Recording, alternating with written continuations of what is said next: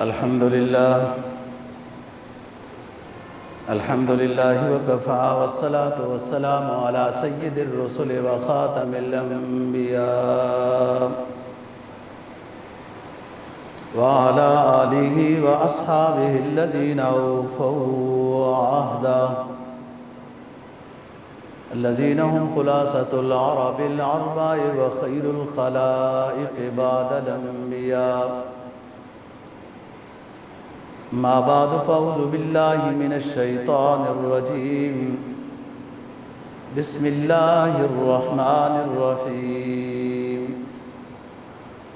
وما ارسلناک الا کافۃ للناس بشیرا ونذیرا ولكن اکثر الناس لا يعلمون قال النبی صلی اللہ علیہ وسلم ان الرسالة والنبوة قد انقطعت فلا رسول بعدي ولا نبي بعدي صدق الله العظيم وصدق رسوله النبي الأمي الكريم ونحن على ذلك لمن الشاهدين والشاكرين والحمد للہ رب العالمین۔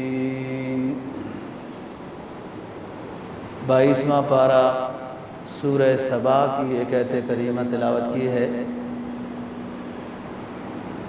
اور جناب نبی پاک صلی اللہ علیہ وسلم کا ایک فرمان تلاوت کیا ہے جس کو امام ترمذی نے روایت کیا ہے۔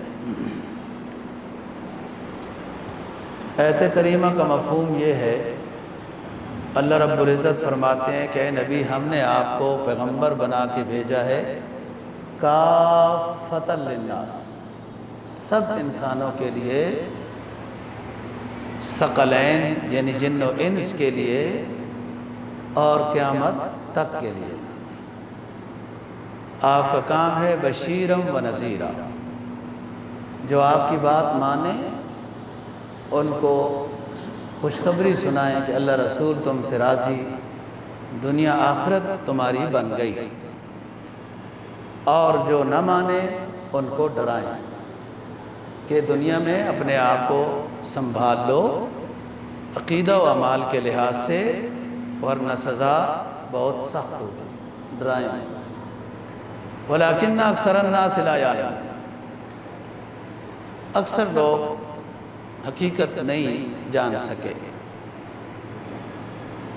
نبی پاک صلی اللہ علیہ وسلم کے فرمان کا مفہوم یہ ہے، آپ نے فرمایا رسالت اور نبوت میرے اوپر ختم ہو گئی ہے، میرے بعد نہ کوئی رسول آئے گا نہ کوئی نبی آئے گا۔ رسول کہتے ہیں جس کو نئی شریعت کی کتاب ملی ہو اور اس کے کئی احکام پہلی شریعتوں سے نئے ہوں۔ نبی کہتے ہیں جو پہلی شریعت کے مطابق بیان اور واعظ و نصیحت کرتا رہے۔ تو بات یہ ہے کہ رسول پاک صلی اللہ علیہ وسلم کے آخری نبی ہونے کے بارے میں قرآن مجید کی 100 آیات کریمہ ہیں جن میں آپ صلی اللہ علیہ وسلم کا آخری نبی ہونا بتایا گیا ہے، اور احادیث مبارکہ جو ختم نبوت کے بارے میں آپ نے بیان فرمائی ان کا احاطہ مشکل ہے۔ بہت زیادہ احادیث متواترہ ہیں، مشہورہ ہیں، جن میں رسول پاک صلی اللہ علیہ وسلم نے بتایا کہ میں آخری نبی ہوں اور میرے بعد کوئی نبی نہیں آئے گا۔ اور کئی باتیں ایسی اس وقت سامنے آئی بھی کہ لوگوں نے یہ سوال کیا کہ آپ نہ ہوں تو پھر ہم کس سے مسئلہ پوچھیں، کیا ہوگا؟ تو آپ نے فرمایا علیکم بسنتی و سنت الخلفاء الراشدین المہدیین، میری سنت پکڑو خلفاء راشدین۔ پھر آپ نے ایک مقام پہ فرمایا کہ میرے بعد تمہارا کیا کام ہے اور کیسے ہدایت پر رہو گے؟ کتاب اللہ و سنتی، تمہارے اندر دو چیزیں چھوڑ کر جا رہا ہوں، ترکت فیکم امرین لن تضلوا ما تمسکتم بہما، کتاب اللہ و سنتی، تمہارے اندر دو چیزیں ایسی چھوڑ کر جا رہا ہوں جن کو مضبوطی سے پکڑو گے، لن یتفرقا،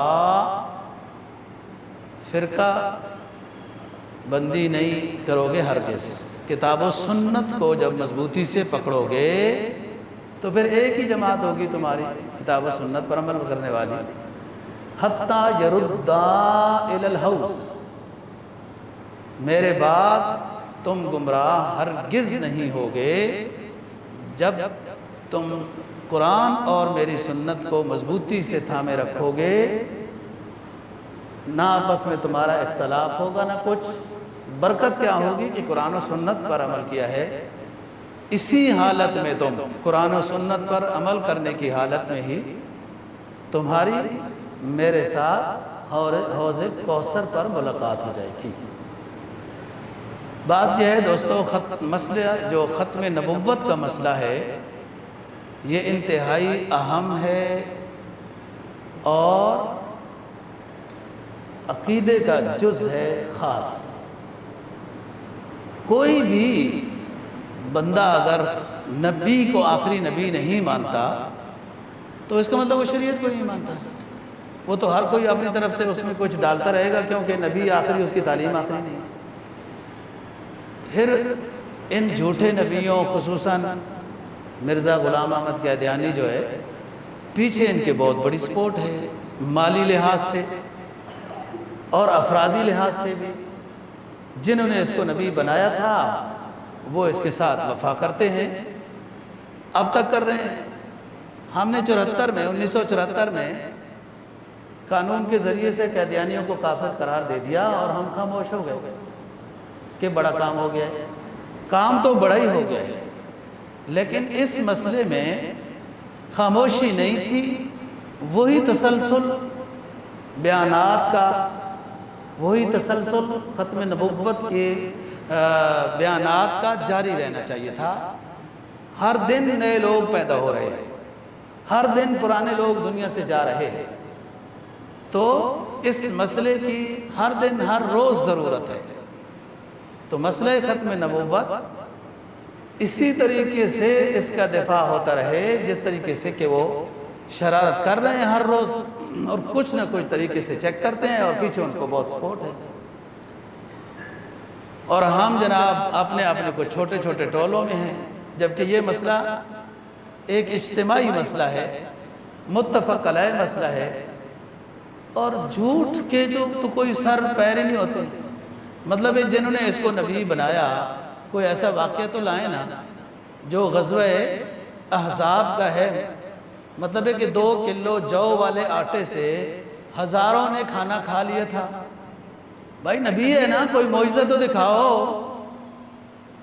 یا جب آپ کا منا میں خطبہ حجۃ الوداع کے زمانے میں منا میں آپ کا جو بیان ہوا 1,24,000، تو متفق علیہ ہنسا ہے کہ حضرات صحابہ موجود تھے، بغیر سپیکر کے سب کو آواز پہنچی، کوئی ایسا کارنامہ دکھا دو۔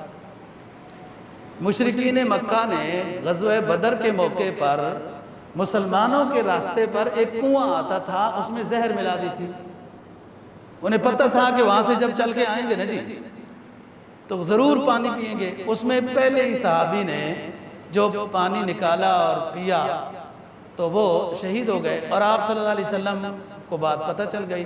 آپ نے اپنا لعاب دہن، لعاب مبارک اس زہریلے کنویں میں ڈالا، وہ میٹھا تو میٹھا ہی ہو گیا، وہ آج تک آب شفا ہے۔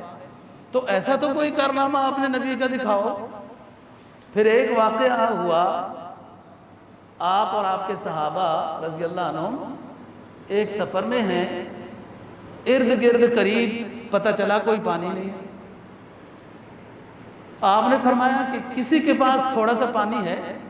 کسی نے کہا جی ہے تھوڑا سا، وہ بھی آپ کے لیے رکھا ہوا تھا، ہمیں ضرورت تھی پانی کی، لیکن پانی سب قافلے کے پاس ختم تھا، تو ہم نے رکھ لیا کہ کہ جب آپ کو ضرورت پیش آئے گی تو آپ کے سامنے وہ پانی پیش کرے گا۔ آپ نے کہا لاؤ۔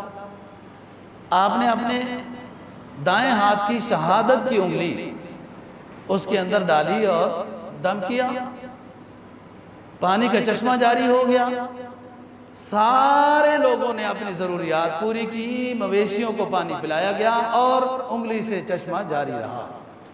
تو ایسا تو کوئی کارنامہ دکھاؤ نا، آپ کا نبی ہے، ہم تو کہتے ہیں وہ جھوٹا ہے لیکن تم کہتے ہو نہیں جھوٹا، تو پھر انبیاء علیہ السلام کے تو بڑے معجزات ہیں وغیرہ وغیرہ، ایسی بہت ساری باتیں آپ صلی اللہ علیہ وسلم کی زندگی میں سامنے آئی ہیں۔ اور پھر آپ نے جو جماعت تیار کی وہ صرف مدینہ کی فضیلت سن کر مدینہ میں ہی نہیں رہی، وہ ایشیا کیا ہوتا ہے، افریقہ کیا ہے، وہ تو یورپ تک پہنچے۔ آپ کے وہ چیلے کہاں تک پہنچے، انہوں نے کیا کیا، اور پھر مزید یہ کہ اپنے آپ کو بھی پتہ نہیں ہے کہ کیا ہوں، کبھی مسیح موعود میں ہی ہوں، میں ذیلی ہوں، کبھی بروزی ہوں، کبھی خواب والا ہوں۔ وہ جب جھوٹ ہوتا ہے نا جی، تو جھوٹے کو بھی نہیں پتہ چلتا کہ کل کیا جھوٹ بولا تھا، آج کچھ اور۔ سچ تو سچ ہوتا ہے، ہر جگہ سچ، وہی کل جو بولا تھا آج ہی ہے۔ بہرحال دوستو، یہ مسئلہ بدیہیات میں سے ہے، واضح کلیئر جس کو کہتے ہیں، مبہمات میں سے نہیں، اور قطعی الدلالہ قطعی الثبوت ہے۔ قرآن کی 100 آیات کے لگ بھگ آیات ہیں جن سے مسئلہ ختم نبوت بیان کیا گیا ہے۔ احادیث کا تو ذخیرہ ہی بہت زیادہ احادیث مبارکہ ہیں جس میں مسئلہ ختم نبوت بیان ہے۔ ختم نبوت کا مسئلہ اتنا اہم اور نازک ہے، اتنا اہم اور نازک ہے کہ حضرت ابوبکر صدیق رضی اللہ تعالیٰ عنہ کے دور میں ان کے خلاف جو جہاد ہوا اور وہ ختم کیے گئے۔ فتنہ انسی و کذاب مٹایا کس نے، شور ردت کا زمانے سے ہٹایا کس نے۔ ادھر منکرین زکوٰۃ مرتد، ادھر 5-7 بندے نبوت کا دعویٰ کہ یہ ٹور دیکھی نا جی، وہ جب عزت دیکھی نا آپ صلی اللہ علیہ وسلم کی، تو پھر انہوں نے سمجھا کہ یوں ہی عزت، ہم بھی نبوت کا دعویٰ کرتے ہیں، تو پھر بھائی نبی ہو، تمہاری کتاب کدھر ہے؟ نہ تمہارے پاس کوئی نماز ہے، نہ تمہارے پاس کوئی روزے ہیں، نہ کوئی تمہارے پاس کوئی حج ہے، نہ کوئی کتاب نازل ہوئی کہ آپ اپنے وہ جھوٹے نبی کو، جھوٹے ماننے والوں کو کچھ بتائیں تو صحیح۔ جب آپ مسلمان کو، اسلام کو نہیں مانتے، قرآن مجید کو نہیں مانتے، نبی پاک صلی اللہ علیہ وسلم کو آخری نبی نہیں مانتے، تو پھر آپ نبی ہو تو کوئی چیز تو لاؤ نا۔ آپ کی قوم کس پر عمل کرے؟ کچھ بھی نہیں، بس اسی طریقے یہی نماز پڑھو، یہی فلان کرو۔ اصل بات یہ ہے دوستو، اسلام کو نقصان واضح کفر نہیں پہنچا سکتا، واضح کفر ہے جو اسلام کو نقصان منافقین پہنچاتے ہیں، اور منافق نے لباس پہنا ہوا ہوتا ہے اسلام کا اور محنت کرتا ہے اسلام کے خلاف۔ یہی مدینہ کے زمانے میں بھی ہوا، آپ کو تو بعد میں وحی کے ذریعے سے بتایا گیا۔ اب بھی کچھ لوگ اسلام کی جڑیں، بنیادیں کھوکھلی کرنے کی کوشش کرتے ہیں اور اپنے آپ کو اسلامی سکالر بھی کہلاتے ہیں، اور بڑے بڑے جو اپنے آپ کو بحر بے کنار کہلانے والے یہاں تک کہہ بیٹھے کہ جنت دوزخ ہوگی تو صحیح لیکن کچھ عرصے کے بعد وہ بھی ختم ہو جائے گی، پھر تو رہ جائے گا۔ قرآن کہے ابدا، جب جنت میں ڈالا جائے گا ہمیشہ کے لیے ہے، موت مار دی جائے گی، جنت ہمیشہ کے لیے ہوگی۔ اور یہ اسلامی لیڈر ہونے کے لحاظ سے، اسلامی سکالر ہونے کے لحاظ سے جنت ایک ٹائم تک دی جائے گی، پھر وہ بھی ختم ہو جائے گی۔ اب قرآن مانے کہ بابو تیری لیڈری مانے، قرآن تو کہے کہ ابداً ابدا، حدیث کہے ابداً ابدا موت مار دی جائے گی، اور آپ کی سکالری، آپ کی جماعت کا، آپ کا امیر ہونا مانا جائے۔ اس طرح کے فضول لوگ، یعنی اسلامی لباس میں اسلام پر حملہ، یہ خطرناک ہوتا ہے کہ آپ اس کو مسلمان مان رہے ہیں۔ یہی بات قیدیانیوں کی ہے، یہی روافظ کی ہے، عبداللہ بن سبا کی۔ عبداللہ بن سبا ایک یہودی النسل شخص تھا، یمنی تھا، اور اس نے بھی اسی طریقے سے یوں نعرہ لگایا جس کے غلط ہونے پر شیعہ بھی متفق ہیں، اور وہ اہل بیت کا نعرہ لگاتا تھا یوں اور یوں، عبداللہ بن سبا، لیکن اسلامی مبادل۔ وہ دوسرا ہے عبداللہ بن ابی بن سلول، مدینہ کا رئیس المنافقین جو تھا، وہ بھی اسلامی مبادل، جہادوں میں بھی شریک ہوتا تھا، لیکن ٹپکتی ہے اداؤں سے، برستی ہے نگاہوں سے، عداوت کون کہتا ہے کہ پہچانی نہیں جاتی۔ وہ ایسا جملہ کبھی اس کے منہ سے نکل جاتا تھا کہ جس سے اس کا نفاق باہر آتا تھا نا۔ پیٹ میں جب کچھ ہو تو الٹی وہی ہوتی ہے، کتنا دبا کے رکھے اور چھپائے۔ یہ اسلامی لبادے میں اسلام کو نقصان پہنچانے کے لیے یہ تیار کیا گیا، اور مسئلہ کیا تھا؟ انگریز کو کیا ہے، وہ اپنا کوئی نبی بنائے نا جی، کہ عیسیٰ علیہ السلام کا نعم البدل ہے، دیکھو جی لوگوں، اس کا کیا مسئلہ کیا تھا؟ انگریز تو یہاں حکمرانی کر رہا تھا جب یہ جھوٹا نبی مطلب بنایا گیا، مسئلہ کیا تھا؟ اس کو ضرورت کیا تھی؟ مسئلہ یہ تھا کہ متفق علیہ فتویٰ جاری کیا گیا تھا، اور شیخ الہند محمود الحسن رحمہ اللہ تعالیٰ اس کے امیر تھے، کہ انگریز کی نہ نوکری جائز ہے اور نہ اس کا حکومت کو ہم تسلیم کرتے ہیں، نہ جو لوگ نوکر ہیں وہ ہٹ جائیں، اور اس کے خلاف جہاد کرنا فرض عین ہے۔ انگریز کے خلاف جہاد کے اس جذبے کو مسخ کرنے کے لیے، مسلمانوں کے قلوب سے مٹانے کے لیے، انگریز نے یہ اپنا نمائندہ پیدا کیا۔ سب سے پہلے اس شخص نے کیا کہا کہ اب جہاد ختم ہو چکا ہے، کچھ تو میرا ٹولہ بن جائے گا۔ لیکن آپ لوگ ویسی علماء کو سادہ سا سمجھتے ہیں اے بی سی نہیں پڑھے ہوئے، یہ تو ان پڑھی ہیں، یا یہ ان کے پاس کون سی جماعت ہے، یہ کوئی طاقتور تو نہیں ہوتے، ایسے ہی ہوتے ہیں۔ وہ کبھی کبھی کوئی لوگ چھیڑتے ہیں مولویوں کو مسجد میں، کمیٹی والے، پھر ان کو بھی تھوڑا سا اندازہ ہو ہی جاتا ہے۔ یہ لوگوں کا اندازہ ہے، کسی کو ان کا بندہ کچھ کہہ تو نہیں سکتا کہ غریب سے ہی ہوتے ہیں، ان کے پاس طاقت کہاں ہے، یہ پڑھے لکھے کتنے ہیں، اے بی سی تو جانتے ہی نہیں ہیں۔ وہ اے بی سی بابو تمہاری ہے، وہ تم نے جو انگریزی بنایا نا، وہ اس کو پیغمبر ہو نبی، وہ انگریزی تمہاری ہے۔ ہمارے پیغمبر کی جو چیز تھی نا، جو زبان تھی، وہ ہمیں آتی ہے۔ ہم تم کو جاہل کہتے ہیں، تمہیں اپنے پیغمبر کی زبان نہیں آتی، تم ہمیں جو جاہل کہتے ہو، تمہاری دلیل کیا ہے؟ تمہاری دلیل کیا ہے؟ کیا قرآن نے کہا اے بی سی پڑھو تو تب پڑھے لکھے شامل ہو جاؤ گے؟ اپنے گریبان میں جھانکو، یہ غلط تمہیں تصور اور تخیل دیا گیا۔ انگریزی کے مخالف نہیں ہے، پڑھو، غلام بنا کر پڑھو، انگریزی کو مخدوم مت بناؤ، خادم بنا کے رکھو اس کو، لیکن ناز تو اس کا ہے۔ فرمایا احب العرب بالثلاث، سرکار کا فرمان ہے احبو العرب بالثلاث لأنی عربی ولغت الجنت عربی ولغت القرآن عربی۔ سنو لوگوں، عرب کے ساتھ پیار کرو، اس لیے کہ میں آخری پیغمبر بھی عربی زبان بولنے والا ہوں، عربی بولتا ہوں، جو مجھ پر کتاب نازل کی گئی وہ بھی عربی زبان میں ہے۔ کل تمہیں میری سفارش سے، اللہ کے رحم و کرم سے جب جنت میں ڈالا جائے گا تو وہاں بھی عربی بولی جائے گی۔ او انگلش دانو، جب تمہیں عربی نہیں آتی، جنت میں ڈالے جاؤ گے تو گنگے بنو گے۔ وہاں تو فرشتے بھی عربی بولیں گے، وہاں علماء بھی عربی بولیں گے، اور آپ کو تو پھر علماء کی ضرورت پڑے گی۔ یہ شربت چاہیے، ہمیں نہیں پتا شربت عربی میں اسے کیا کہتے ہیں، بٹیر چاہیے، فلانا گوشت چاہیے، عربی نہیں جانتے ہو، تمہیں تو انگلش آتی تھی، انگلش پڑھو۔ لیکن اگر تم یہ نعرہ لگاؤ کہ مولوی جاہل ہے، تو تم سے بڑا کوئی جاہل نہیں۔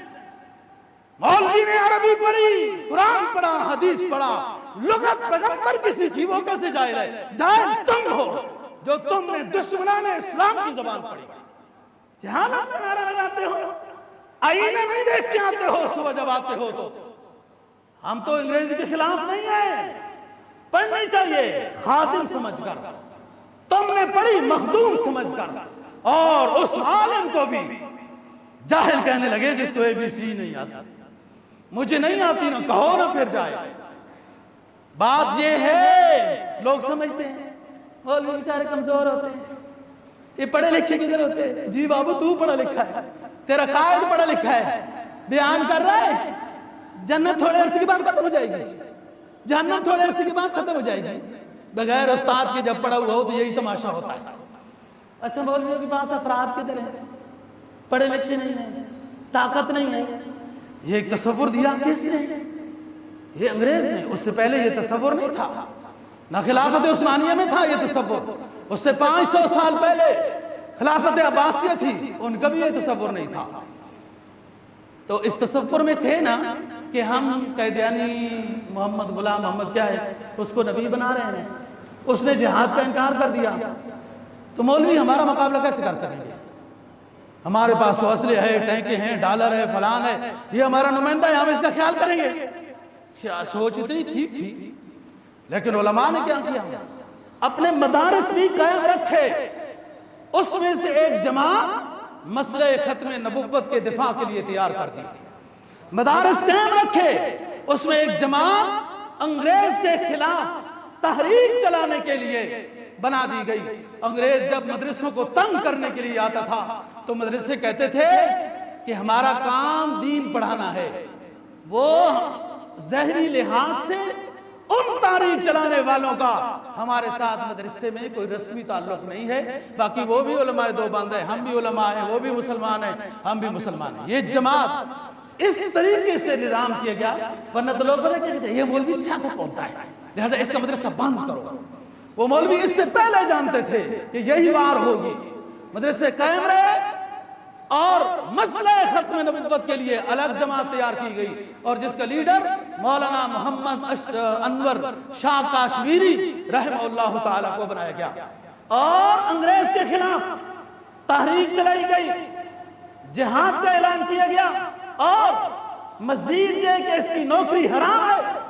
اور لوگ، کیا بات تھی یار اس وقت، لوگوں کی بھی کچھ ٹوٹے پھوٹے رہ گئے جو تھے انہی کے، کچھ باقی لوگوں نے نوکریاں چھوڑ دی، استعفے دے دیے۔ اب سمجھ آیا کہ مولوی تو طاقت والی چیز ہوتی ہے۔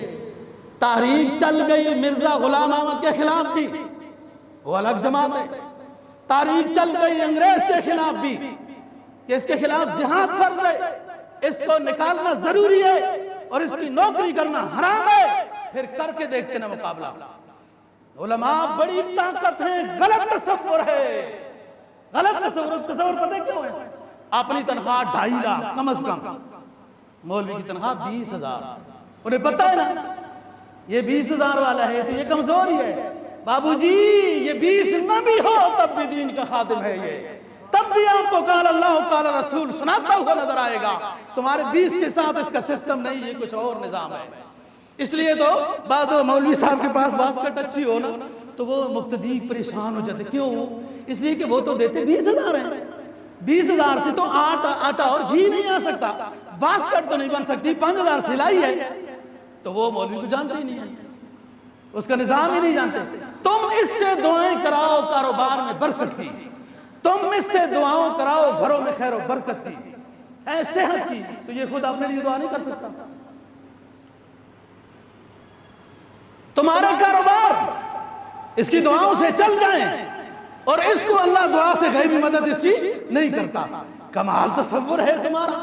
ان نقل کے اندھوں کو لیلا نظر آتا ہے، جی مجنوں نظر آتی ہے، یہ اس طرح کے سمجھدار لوگ ہیں۔ تو بات کر رہا ہوں دوستو، یہ تاریخ چلی اور میں انگریز کا پروگرام کیا تھا کہ جہاد نہیں ہونا چاہیے۔ اب بھی آپ نمازیں پڑھیں، ساری رات نوافل پڑھیں، روزے رکھیں، ہر روز ایک دن چھوڑ کے روزے رکھیں، حج کریں، ہر سال کریں، عمرہ سال میں 5 مرتبہ کریں، صدقات و خیرات دیں، دیکھو مساجد بنائیں، آباد کریں، مدارس بنائیں، آباد کریں، کوئی دشمنان اسلام کو اعتراض نہیں ہے۔ اور اگر آپ کہیں کہ جہاد فرض ہے، ہم نے کشمیر کو آزاد کرا کے دم لینا ہے، ہم نے غزہ کے مظلوموں کی فریاد رسی کر کے دم لینا ہے، تو آپ دہشت گرد ہو جائیں گے، حالانکہ یہ بھی تو اسلامی حکم ہے۔ انگریز کو، دشمنان اسلام کو آپ کے کسی عبادت کے ساتھ کوئی مسئلہ نہیں ہے۔ جب آپ جہاد کا اعلان کریں گے اور جھوٹے نبیوں کے خلاف دفاعی پوزیشن میں آئیں گے، تو اس وقت آپ ان کو کانٹے سے زیادہ تیز چبھتے ہیں۔ یہ مسئلہ ختم نبوت ضروری مسئلہ ہے، دینی مسئلہ ہے، ایمانی مسئلہ ہے، اور اس کے بارے میں ہر جگہ جتنی بات آتی ہو اتنا کرنا ضروری ہے۔ تبھی تو اسلام کا دفاع ہے، تبھی تو اسلام کا دفاع ہے۔ جب آپ صلی اللہ علیہ وسلم خاتم النبیین ہے، اول سے لے کر آج تک آپ کی ہر حدیث زندہ و جاوید ہے، آپ کا ہر فرمان، حتیٰ کہ اس حد تک کیا آپ حدیث پڑھا رہے ہیں، ایک ساتھی آتا ہے اور کھجور لاتا ہے، تو حدیث رک گئی، وہ اس کی کھجور دیکھی، آپ نے فرمایا یوں ہاتھ میں لیا کہ سب صحابہ کو ایک ایک کھجور دے دو، اور پھر وہ حدیث مکمل کی۔ اس حدیث کا نام ہی کھجور والی حدیث بن گیا، حالانکہ یہ تو ہوتا رہتا ہے۔ کچھ لوگ ہدیہ مولوی صاحب اور مدرسوں میں دیتے رہتے ہیں، میں آپ کا نہیں کہہ رہا کہ آپ دیتے رہتے ہو، اللہ ماشاءاللہ، ہاں کچھ لوگ تو دیتے رہتے ہیں نا، تو بس ہوتا ہے، طلب علموں بھی تقسیم ہو جاتا ہے، کیا بات ہے، ثواب ہو گیا اس کو۔ آپ صلی اللہ علیہ وسلم کے سامنے کھجور آئی، آپ نے صحابہ میں تقسیم کی، یہ حدیث 1400 سال ہو گئے، آج تک جو محدث بھی یہ حدیث پڑھاتا ہے پہلے طلبہ کو کھجور کھلاتا ہے، کہ نبی کی یہ ادا تھی اس حدیث کو پڑھانے میں۔ میں نے یہ بتانا چاہتا ہوں کہ حدیث بہت مخدوم علم ہے، ایک ایک حدیث کے اوپر بہت بات کی گئی، اس کے رجال پر بحث کی گئی، راویوں پر بحث کی گئی، جگہ پر بحث کی گئی، استاد پر بحث کی گئی، تب ہمارے سامنے او تمہاری بھی کوئی حدیث ہے، وہ چھوڑو جی آگے آؤ۔ شاہ ولی اللہ رحمہ اللہ تعالیٰ ایک بہت بڑے، اس بر اعظم پاک و ہند کے لحاظ سے بہت بڑے عالم، محدث، بہت بڑے ہر لحاظ سے سمجھے جاتے ہیں، اور ماشاءاللہ ان کو، ان کے پاس نبی پاک صلی اللہ علیہ وسلم کے سر مبارک کے بال تھے، ہیں اب بھی، اور لوگ اجتماع کرتے، اکٹھے ہوتے ہیں، وہ پھر سب کو بھائی وضو بنا کے آ جاؤ، زیارت کرائی جاتی ہے، درود شریف شروع ہو جاتا ہے، وہ بال اکٹھے پڑے ہوتے ہیں، جب درود شریف شروع ہو جاتا ہے بال لمبے ہونا شروع ہو جاتا ہے۔ تمہارے بال بھی کبھی لمبے ہوئے، تمہاری تو لائٹ ہی نہیں ہے، دیکھو گے کیا لائٹ ہی نہیں ہے، لائٹ فیوز ہو نا جی تو پولیس چلان کر دیتی ہے، وہ ڈرائیور کو بے شک پتہ ہی نہ ہو۔ تو بات یہ ہے دوستو، کوئی ایسا کارنامہ تو جھوٹ ہے، جھوٹ کا کوئی سر پیر نہیں ہوتا، کبھی کیا کبھی کیا، ایک کارنامہ نبی پاک صلی اللہ علیہ وسلم کا، او یار جس کے پسینے سے ایسی خوشبو آئے کہ گلیاں اور وہ جگہ معطر جائے، تمہاری ایسی بدبو آئے کہ موت بھی لٹرین میں ہوئی، کیا بات ہے۔ انگریز کے ذوق کا دیکھو نا، انگریز کا لوگ جو چپ چپ چپ چپ چپ کر کے نا انگریزوں کی تعریف کرتے ہیں، یقین کرو بعض دفعہ تو مجھے بڑا دکھ ہوتا ہے، بعض دفعہ کہہ بھی دیتا ہوں، او یار اس کا ذوق تو دیکھو، لباس اس کو میسر نہیں، اس کا ذوق تو دیکھو، جو حرام لعین ہی چیز ہے تمام شریعتوں میں، خنزیر وہ اس کی خوراک ہے، جو شراب غلط چیز ہے، ام الخبائث حدیث نے کہا، اور اس کے پینے کے بعد سب گناہ ہو جاتے ہیں، وہ اس کا مشروب ہے۔ یہ انگریز کا ذوق ہے۔ بھائی ذوق کیسے پتہ چلتا ہے؟ لباس سے، کھانے پینے سے، صفائی ستھرائی سے، اٹھنے بیٹھنے سے، گفتگو سے، یہ ذوق پتہ چلتا ہے۔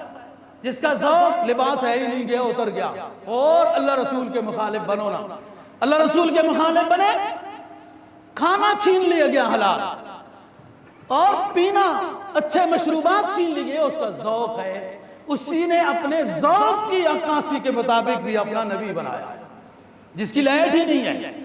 اور یار ہمارا نبی کے تو آج بھی دنیا میں جہاں کہیں بال ہیں، درود شریف پڑھو، کبھی لمبے ہوتے ہیں کبھی چھوٹے ہوتے ہیں، وہ اپنی اصلی حالت بھی دکھاتے ہیں، کنڈل والی زلفوں کی حالت بھی دکھا دیتے ہیں، اور جب بند کرنا چاہو تو وہ اپنی حالت پہ آ جاتے ہیں۔ نبی جس گلی سے گزر جائے، علاقہ معطر جائے، ایک دفعہ ایک صحابی خوشبو لگا کے آئے، اور آپ صلی اللہ علیہ وسلم کو خوشبو، نیک رفیقہ حیات اور نماز، یہ تین چیزیں آپ کو بہت پسند تھیں۔ خوشبو ڈھنگ کی ہونی چاہیے۔ دیکھو نا جی، کوئی کہتے ہیں لوگ خوشبو ہمیں الرجی کرتی ہے، وہ خوشبو ڈھنگ کی نہیں ہوتی بابو۔ آپ کو مسجد کی صفوں میں کبھی الرجی نہیں ہوئی؟ 3000 کے ایک عود کی ٹکیا آتی ہے، وہ مسجد میں لگائی جاتی ہے، آپ کو اور اگر ہم لگائیں گے تھوڑی سی سستی ہے اس طرح تو چھینکیں آئیں گے۔ خوشبو اچھی آپ کو پسند، نیک رفیقہ حیات پسند، اور نماز قرۃ عینی نماز۔ وہ صحابی خوشبو لگا کے آئے نا جی، تو آپ نے پوچھا یار بڑی پیاری خوشبو لگائی ہوئی ہے، کون سی ہے، کیا نام ہے، لوگ پوچھتے ہیں نا۔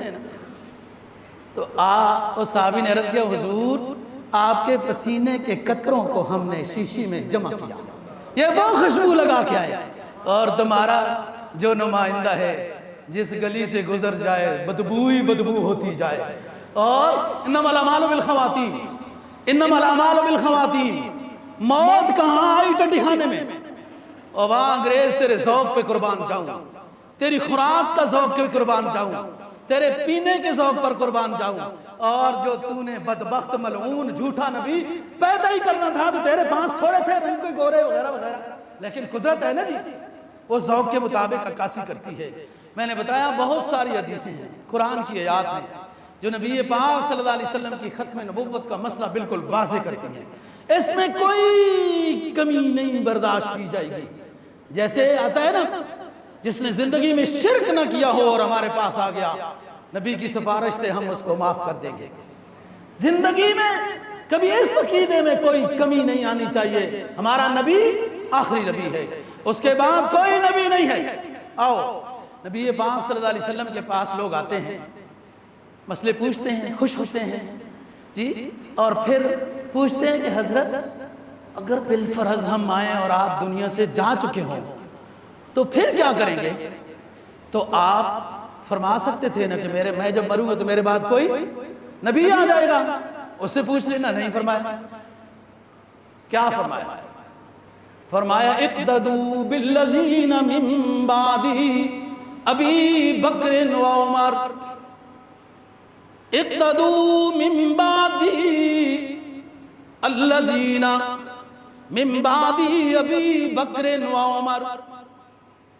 اے سوال کرنے والو، تم مجھے ملنے آؤ نہ پاؤ، جو میں دنیا سے پردہ کر چکا ہوں، تمہیں شریعت کے مسائل پوچھنے ہیں تو پھر میرے بعد ابو بکر اور عمر رضی اللہ عنہما سے مسئلے پوچھنا۔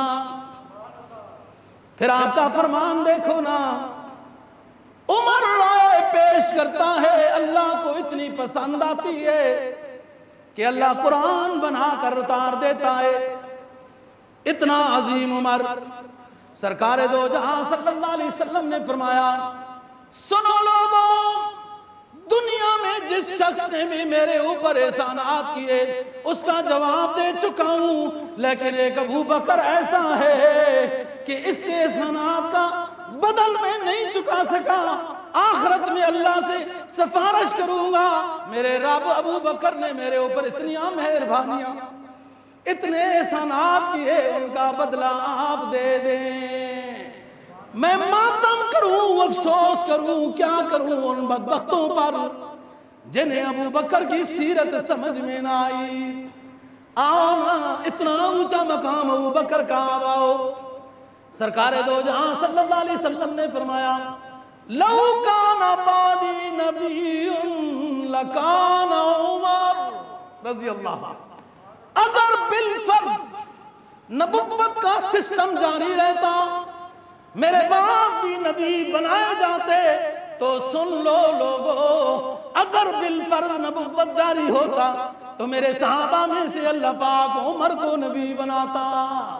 مطلب یہ ہے کہ نبوت نہیں ہے، اس لیے یہ سمجھایا جا رہا ہے۔ لیکن میں یہ کہتا ہوں، ہر صحابی کی خوشبو اپنی، یہ گلدستہ ہے نا جی پھولوں کا، اس میں ہر رنگ کا پھول ہے نا جی، ہر پھول کی مہک اپنی، ہر پھول کا رنگ اپنا۔ فضائل میں ابو بکر اتنے، لیکن اس مسئلے میں عمر، گویا کہ ان کا نظام ایسا ہے، وہ بندے جب اپنے اندرونی نظام کو صاف نہیں کر سکتے نا جی، تزکیہ، یہ کیا ہوتا ہے تزکیہ؟ دل میں دوسرے کے بارے میں کھوٹ، دوسرے کی دکانیں دو ہو گئیں تو برداشت نہ کرنا، دوسرے کی کوٹھی بڑی ہو گئی برداشت نہ کرنا، ادھر ادھر باتیں کرنا۔ اسلام کیا کہتا ہے؟ اللہ نے ہمارے بھائی ایک مسلمان کو ایک کنال کی کوٹھی دی، آپ دعا کریں اللہ پاک ہمارے بھائی کو 5 کنال کا فارم ہاؤس دے۔ اسلام یہ کہتا ہے، اپنے لیے بھی اللہ سے مانگے، اس کو بھی اللہ نے دیا، لیکن اندر میں بغض، کینہ، حسد، دوسرے کے خلاف غیبت، یہ کیا چیز ہے؟ اخلاق رذیلہ، گندے اخلاق ہیں، گندے اخلاق۔ اور یہ جو صوفیاء ہیں، اللہ کے نیک ولی، یہ گندے عقیدوں، یہ جو گندے سوچ ہے نا جی، اخلاق رذیلہ کی صفائی کرتے ہیں، سیکل کرتے ہیں۔ تو بات یہ ہے دوستو، علماء سے جڑنا، نیک لوگوں سے جڑنا، نیک لوگوں کی کتابیں پڑھنا، ان کی مجلس سننا، بیان سننا، بے شک آپ کو وہ مسئلہ پتا ہو، لیکن ادھر سے سننے میں کچھ اور ہوگا، پڑھنے میں کچھ اور ہوگا، یہ نسبت کی بات ہے۔ تو جب دل صاف ہوگا نا، پھر ہر صحابی قیمتی نظر آئے گا، ہر اہل بیت کا شخص قیمتی نظر آئے گا، نبی کا ہر فرمان اونچا نظر آئے گا، ہر شے تسلیم کرنا کوئی مسئلہ نہیں۔ آج سرکار دو جہاں صلی اللہ علیہ وسلم کا فرمان ہے، فرمایا فضلت علی الانبیاء علی 6 اوتیت جوامع الکلم ونصرت بالرعب مسیرۃ شہر وأحلت لی الغنائم وجعلت لی الارض مسجدا وطہورا وأرسلت إلى الخلق كافة وأذن بالشفاعة وختم بالنبيون۔ رواہ مسلم، سرکار کا فرمان ہے، رب العزت نے مجھے انبیاء پہ فضیلتیں عطا کی ہیں۔ سب سے پہلی فضیلت اللہ نے اپنے آخری حبیب کو یہ عطا کی ہے، میں جملہ مختصر بولوں گا، معنی بہت ہوں گے۔ میرا دشمن 1 مہینے کی مسافت دور رہتا ہوگا اور ڈر رہا ہوگا، اللہ پاک نے میرے لیے مال غنیمت قربانی حلال کر دی گئی، جو پہلوں کے لیے نہیں تھی، کھانا جائز نہیں تھا۔ وَجُعِلَتْ لِيَ الْأَرْضُ مَسْجِدًا وَطُہُورًا، میرے لیے، میری امتی کے لیے اگر کوئی عذر ہو، مسافر ہو، روئے زمین کی جس جگہ پہ نماز ادا کرے گا وہی مسجد کا ثواب پائے گا۔ اگر پانی نہیں ملے گا تو آلہ طہور میری امت کے لیے مٹی کو بنا دیا گیا۔ ضربتین، ضربۃ للوجہ و ضربۃ لیلیدین، 2 مرتبہ اپنے ہاتھوں کو پاک مٹی پر مارنا ہے، 1 مرتبہ ہاتھوں کو منہ پر پھیرنا ہے، دوسری مرتبہ مٹی پر ہاتھ لگا کر جھاڑ کر کونیوں سمیت اپنے بازوؤں کو پھیرنا ہے۔ تو یہ خلیفہ وضو ہے، خلیفہ غسل ہے یہ تیمم۔ جس طرح تم مطمئن ہو جاتے ہو فرض غسل کر کے کہ میں پاک ہو گیا ہوں، جس طرح مطمئن ہو جاتے ہو وضو کر کے کہ میں پاک ہو گیا ہوں، میری شریعت کو اللہ نے تیمم کی یہ فضیلت عطا کی ہے کہ تیمم کریں گے مجبوراً تو اسی طرح وہ پاک کر دیے جائیں گے۔ اور ارسلت الی الخلق کافہ، مجھے پوری کائنات کے لیے، جن و انس کے لیے، قیامت تک کے لیے پیغمبر بنا کر بھیجا گیا، اور میدان حشر میں سب سے پہلے شفاعت کبریٰ کا اذن بھی مجھے ہوگا، میرے بعد اور پیغمبروں کو ہوگا۔ وَخُتِمَ بِهِ النَّبِيُّونَ، یہ فضیلت اللہ نے مجھے عطا کی ہے کہ میرے اوپر نبوت ختم، اس کے بعد کوئی نبی نہیں آئے گا۔ دوستو باتیں ختم تو نہیں ہوتی، ٹائم ختم ہوتا ہے، اور میں آپ کا آج کل لحاظ رکھ رہا ہوں، ٹائم پر ختم کر رہا ہوں، آپ لوگ بھی لحاظ رکھا کرو شریعت کا، میرا نہیں۔ شریعت آپ کو یہ کہتی ہے کہ اذان اول کے بعد جو چیز بیچیں گے وہ حرام ہے، جو دنیاوی کام کریں گے وہ حرام ہے۔ وَذَرُوا الْبَيْعَ فَاسْعَوْا إِلَىٰ ذِكْرِ اللَّهِ، چھوڑ دو سب کچھ۔ 74 سال 77 سال میں کچھ نہیں کر سکے، 15 منٹ میں کیا کر سکتے ہو؟ ہمارے استاد تھے ایک، ہم حفظ پکا کرتے تھے مکھڈ میں۔ پتہ ہے پاکستان کا ہر شہر ہر گاؤں شریف ہوتا ہے، بندے شریف ہوں یا نہ ہوں، گاؤں شہر وہ مکھڈ شریف کہنا ہے، کیونکہ وہاں بھی ایک پیر صاحب کا مثال ہے۔ پیر صاحب بھی سوئے ہیں، اتنے لمبے سوئے ہیں، وہ جگہ جگہ کے عرس والے جاگے بھی نہیں، کچھ بھی نہیں کرتے یار، کرنسی ڈوب رہی، فلان ہو رہا، بے امنی ہو رہی، کیا کرتے ہو؟ یا اللہ اس طرح پیروں کو جو مشکل کشا سمجھتے ہیں ان کو ہدایت دے کہ وہ اللہ مشکل کشا ہے۔ شریعت کی حدود میں عمل کرنا فائدہ ہوتا ہے۔ وہ مکھڈ شریف ہے جی، اچھا ادھر ہم حفظ پکا کرتے تھے ایک سال، مکھڈ والے ساتھی سن رہے ہوں گے ماشاءاللہ، خوش ہوں گے۔ مکھڈ کی ایک بڑی فضیلت ہے، اس وقت اب کا پتہ نہیں تجدد آ گیا نا، ہر گھر کا ایک حافظ قرآن ہوتا تھا، بڑی بات ہے۔ ایک پیر صفی الدین صاحب ہوتے تھے، کوئی ذہن میں لاؤ، بھٹو صاحب کا بڑے یار تھے، وہ ادھر کے تھے پیر صفی الدین، اور شادی مادی کئی ملتان۔ یہ جو آج کل چیئرمین ہے نا یوسف رضا صاحب، یہ ان کے کوئی رشتہ دار۔ خلاصہ کیا، ہمیں صبح استاد جگاتے تھے نماز کے لیے نا، کیا جملہ تھا یار، اٹھو بچوں اٹھو، نماز کا ٹائم ہو گیا، ساری رات جب تمہاری نیند پوری نہیں ہوئی تو ان 10 منٹوں میں نہیں پوری ہوگی، اٹھو بچوں اٹھو۔ تو بات یہ ہے دوستو، آپ لوگ بھی خیال کرو، اسلام کا خیال کرو، دنیا میں بھی عزت پاؤ گے، آخرت میں بھی عزت پاؤ گے۔ جب تک اسلام کی تعلیمات کو پس پش ڈالو گے، انگریز کی غلامی کرتے رہو گے، دنیا خسر دنیا والآخرہ۔ میرا کہنا اور آپ کا سننا اللہ قبول و منظور فرمائے۔ وآخر دعوانا الحمد